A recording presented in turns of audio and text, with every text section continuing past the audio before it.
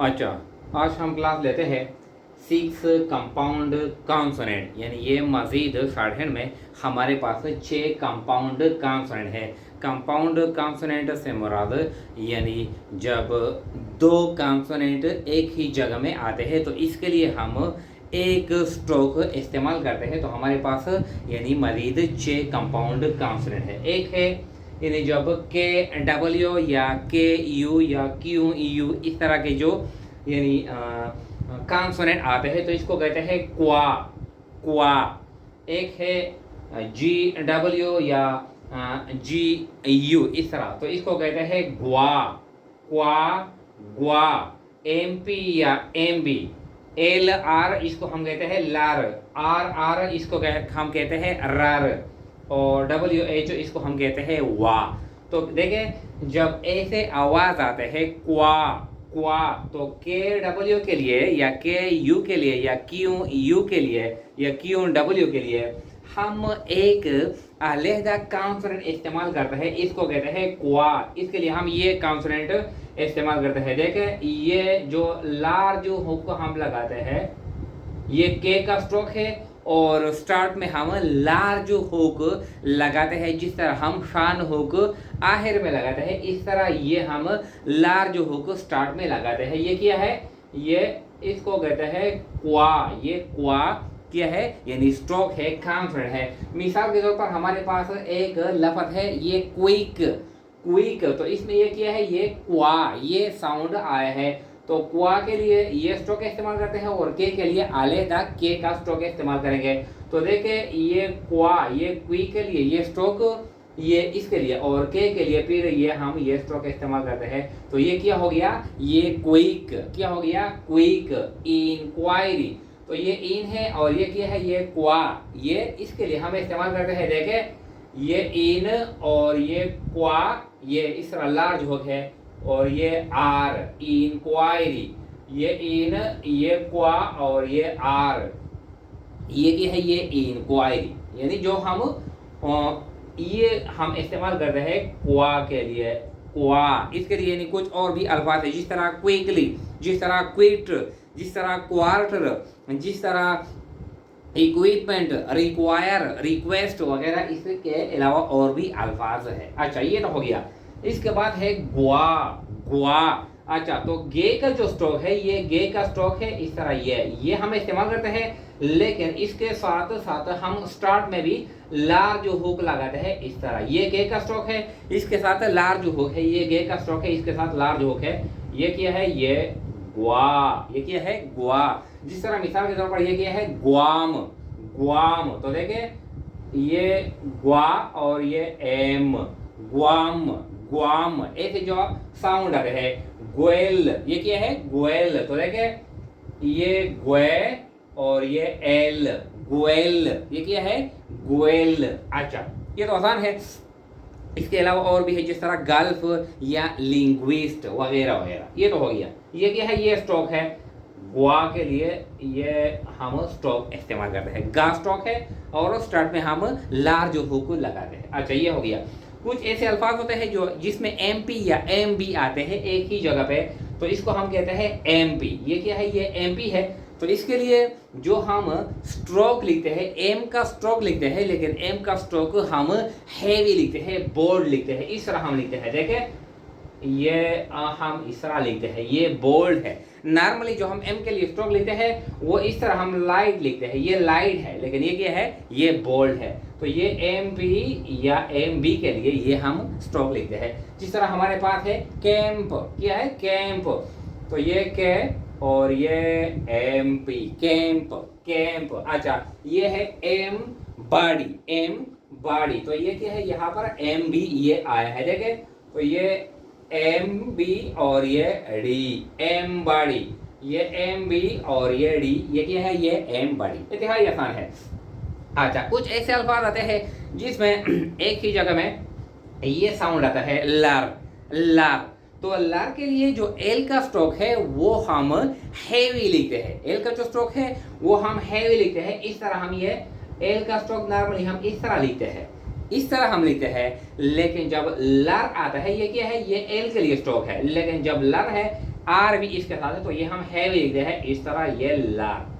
ये क्या है, ये लार, इस तरह हम हैवी लिखते हैं। कुछ अल्फाज है जिस तरह ये फीलर, फीलर, तो ये फी और ये यानी आर एल और ये आर, फीलर, ये फी और ये एल और ये आर, फीलर। इस तरह रोलर, तो ये रो और ये एल और ये आर, रोलर, रो और ये एल और ये आर, रोलर। अच्छा, ये भी हो गया।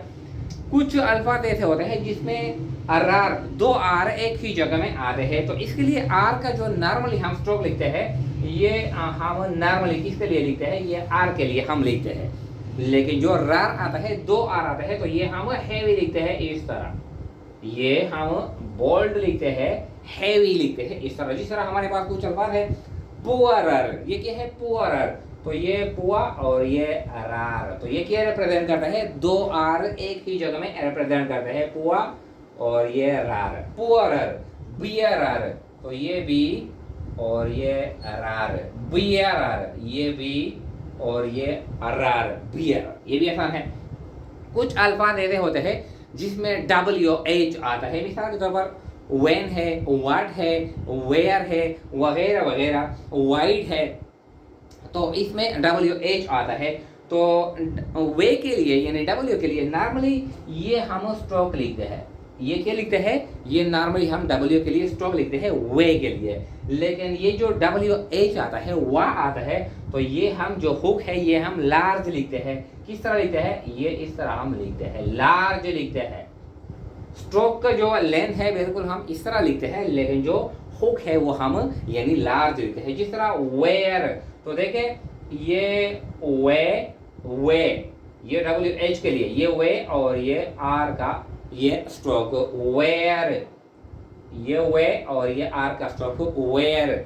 वाइट, तो ये वा के लिए क्या है, ये वा और ये डी, वाइड। लेकिन हम इस तरह नॉर्मली नहीं लिखते, हम हाफिंग करते हैं, स्ट्रोक को हम हाफ करते हैं, यानी हम आधा करते हैं। तो ये हम क्या करेंगे, ये हम वा को हाफ करेंगे, इसको डी के लिए हम हाफ करेंगे। किस तरह, ये इस तरह हम लिखेंगे, ये हमने हाफ कर लिया, किसके लिए, टी के लिए। अच्छा, एनीवेयर, तो ये एनी और ये वे और ये आर, एनीवेयर। तो ये कुछ यानी मजीद जो 6 कंपाउंड कॉन्सोनेंट है ये इस तरह है, और जो अल्फाज बनते हैं वो अल्फाज भी ये है। अच्छा, इसके अलावा कुछ शॉर्ट फॉर्म है, शॉर्ट फॉर्म इसके साथ रिलेटेड है, तो देखें वो भी लिखते हैं।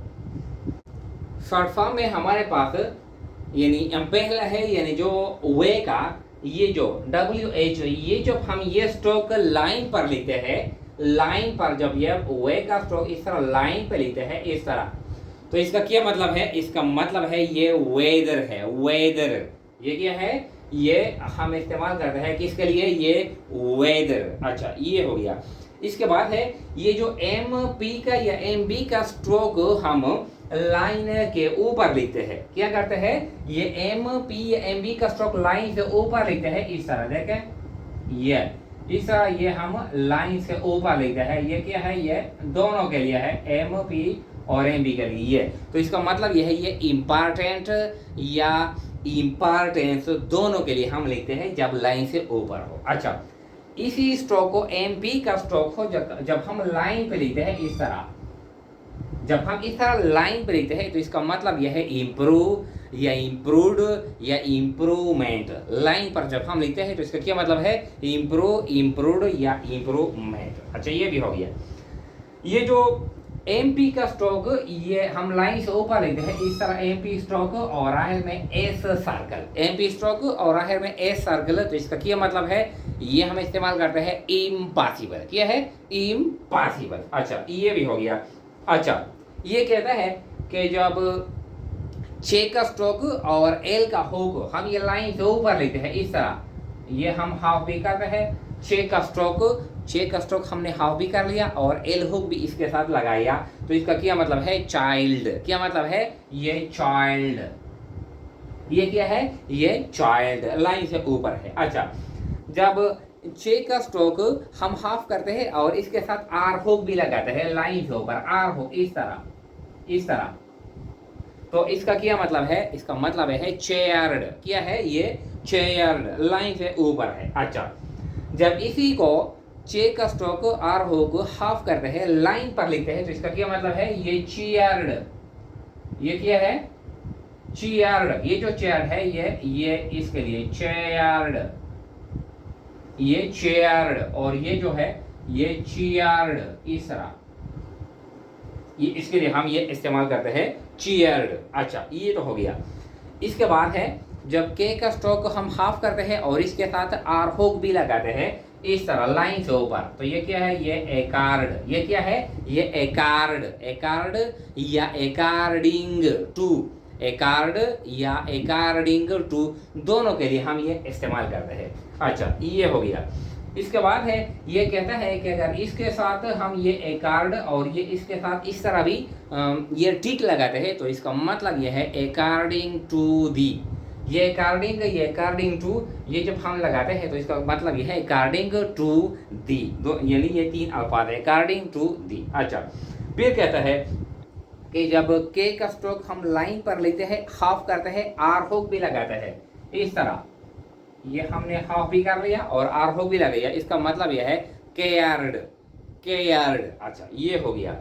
अच्छा, जब पी का स्ट्रोक हम इस तरह, पी का स्ट्रोक हम हाफ करते हैं और आर हुक भी लगाते हैं, लाइन से ऊपर लेते हैं, तो इसका क्या मतलब है पार्टिकुलर, क्या मतलब है पार्टिकुलर। अच्छा, जब पी का स्ट्रोक हम हाफ करते हैं, आर हुक भी लगाते हैं और लाइन पर लिखते हैं, तो इस तरह देखें, ये हम इस तरह लाइन पे लिखते हैं, इस तरह लाइन पर, इसका मतलब यह है ये अपॉर्चुनिटी, क्या है ये अपॉर्चुनिटी है। अच्छा, तो ये कुछ शॉर्ट फॉर्म है जो इसके साथ रिलेटेड है। अब आते हैं एक्सरसाइज नंबर 109, 110 और